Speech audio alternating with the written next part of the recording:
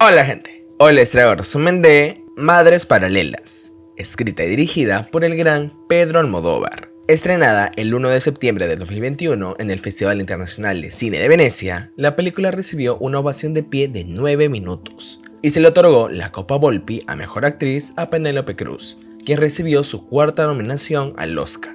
Sin más que decir, comencemos.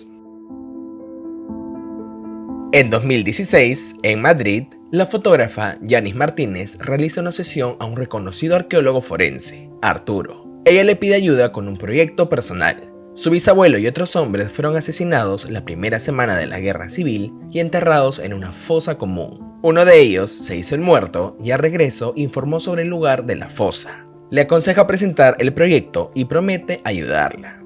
Muchas gracias, de verdad. Días después, Arturo informa que recibieron su proyecto y la invita a salir, iniciando un amorío. Tiempo después, Yanis, embarazada, comparte habitación con Ana, quien también es madre soltera.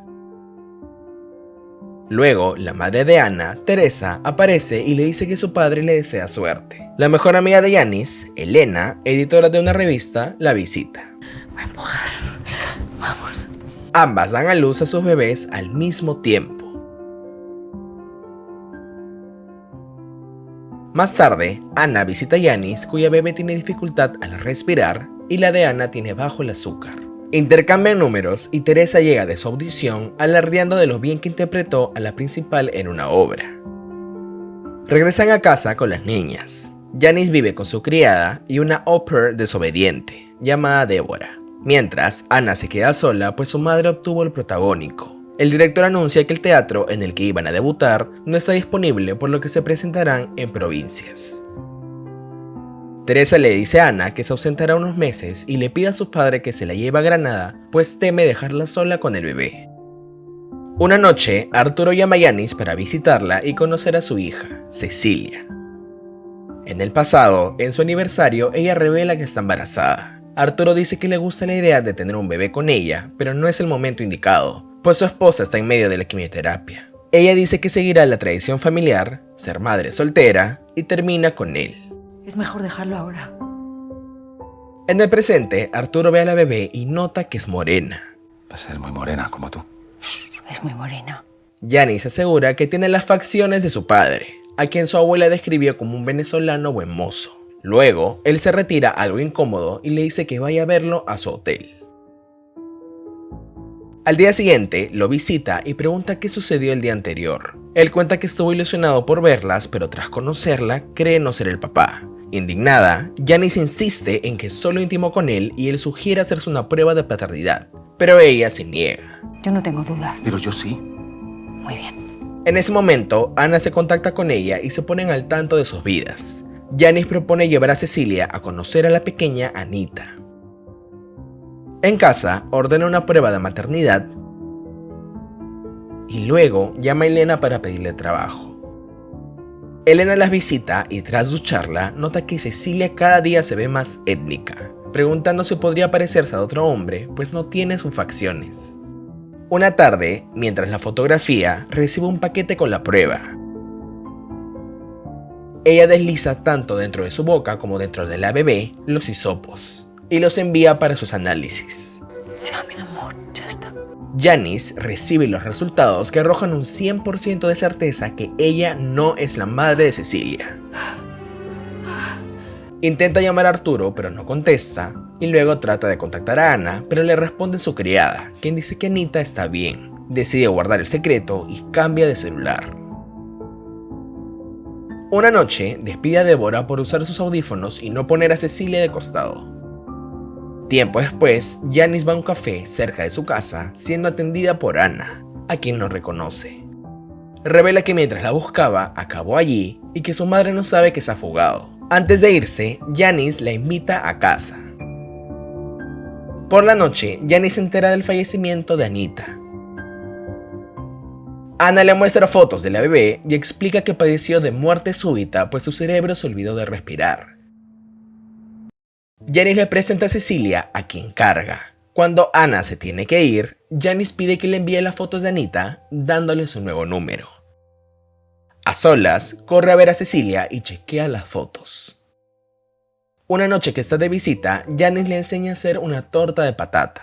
Mientras cocinan, ofrece contratarla como niñera a tiempo completo, lo que le da mucha ilusión. Pero en la cena, duda sobre si podrá hacerlo. Janice se compromete a enseñarle las labores del hogar, pero prioriza los cuidados de la niña. El primer día, Ana cuenta que sus padres saben que se fue de casa y muestra molestia con su madre por dejarla en su peor momento. Ofrece darles el carrito y hamaca de Anita, pero Janice se niega pues debe tener su esencia. Esa noche, al no poder dormir, va a verlas y duermen juntas. Por la mañana, Janice toma muestras tanto de la boca de Ana como de Cecilia y las envía. Cuando Dolores, Ana y Cecilia salen, chequea los resultados que indican con un 99.9% de precisión que Ana es la madre de Cecilia. De improviso, Teresa llega a casa en busca de Ana. Cuenta que nunca tuvo vocación de madre y que su sueño siempre fue actuar. Tras el divorcio, su padre le prohibió verla y se la entregó cuando se embarazó, pero era muy tarde para formar un lazo. Le pide entenderla, pues a su edad no podía perder el protagónico de su vida y acepta que es una mala madre. No soy como tú, Janice. No tengo instinto materno. Ana las interrumpe y le pide a su madre hablar fuera. Teresa le dice que su padre podría conseguirle trabajo en Granada, pero se opone a regresar. Revela que luego de la muerte de Anita, escuchó como ninguno quería hacerse cargo de ella y por ello decidió irse. No pienso volver.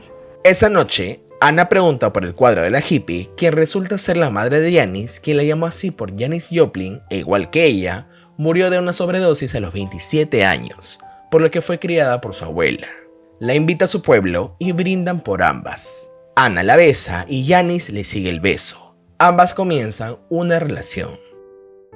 Visitan la tumba de Anita y Janice pregunta si el padre sabe que murió.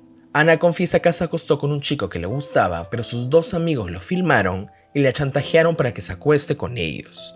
Su padre la convenció de no denunciarlos para evitar a la prensa. Le muestra una foto de ellos y Janice se da cuenta que el moreno se parece a Cecilia. Por la noche, Arturo le informa que tiene una buena noticia y deben verse. Ana se pone celosa por la salida de Janice. En el bar, Arturo le cuenta que las excavaciones comenzarán en 3 meses. Revela que su esposa se recuperó del cáncer y que decidieron separarse. Llega a casa y se acuesta junto a Ana, quien nota que ha bebido e inquiere si se acostó con su amigo, pero Janice asegura que solo conversaron. Por la mañana, confiesa que se vio con el padre de su hija. No sé, ¿de qué hablabais tanto? Antes de irse, le pide que le avise cuando quiera salir, pero ella dice que solo quiere ir con ella y emborracharse. Pues nos tendremos que emborrachar aquí porque si no a ver quién se queda con la niña. En la noche, le cuenta que Arturo le ayuda con un proyecto personal. Ana dice que debe enfocarse en el futuro y no abrir heridas del pasado. Fastidiada, Janice le cuenta que los fascistas enterraron cientos de hombres en fosas y a sus familiares les gustaría exhumarlos. Ana pregunta por qué se pone así y asume que ya se hartó de ella. Janice lo niega y revela que ha estado ocultándole algo. Le muestra la prueba de maternidad que le excluye como madre biológica. Que no soy la madre de Cecilia. Y luego la que le sacó a ella, que la identifica como madre de Cecilia. No las cambiaron al nacer. Ana ve a la niña y la trata como su hija. Compara la foto de uno de sus abusadores con Cecilia y luego procesa que Anita era hija de Janice, quien le revela que cuando llegó a vivir con ellas ya sabía que no era su hija. Se da cuenta que Janice nunca pensó en ella, pero ella le dice que pensó decírselo en el café, pero cuando supo que la niña había fallecido, no pudo hacerlo. No fui capaz. Escucha a Ana decirle a su madre que irá a casa. Afirma que es mejor separarse, pero Janice le pide tiempo para procesarlo. Pero Ana decide irse a pesar de sus objeciones. Janice se despide de Cecilia. Yo te quiero mucho, y se derrumba. Llama a Arturo, quien llega lo antes posible y le enseña una foto de Anita. Más tarde, recibe una llamada de Ana, quien ahora con la cabeza clara, le permite ver a Cecilia cuando desee. Janice afirma que deberá alejarse poco a poco de la bebé para que no le choque tanto. y quedan de verse un día para conversar tanto sobre el tema y su relación. Tiempo después, Arturo y Janice viajan a su pueblo, donde ella le enseña la ubicación exacta de la fosa. Visitan a sus familiares, entre ellos su abuela, cuyo sueño es enterrar a sus padres. Les cuenta que cuando se lo llevaron, él estaba jugando con ella y al parecer se quedó con su sonajera. Luego habla con sus hijas, quienes dicen que el bisabuelo tenía un ojo de cristal y nunca se quitó la alianza. Esa noche, Arturo y Janice revivan su amor. Meses después, comienzan el trabajo y llegan Elena, Ana, Cecilia y Janice embarazada. Cuando llegan a casa de su bisabuelo, revela que tiene pensado llamar a su bebé Ana o Antonio, como su bisabuelo, a quien se llevaron mientras almorzaba en esa misma mesa. Encuentran los objetos que los familiares mencionaron con anterioridad. Los familiares se reúnen en la fosa exhumada para llorar a sus seres queridos. Espero hayan disfrutado del video, y si les gustó, denle like, suscríbanse y activen la campanita para que les avise cuando suba un nuevo video. Hasta la próxima.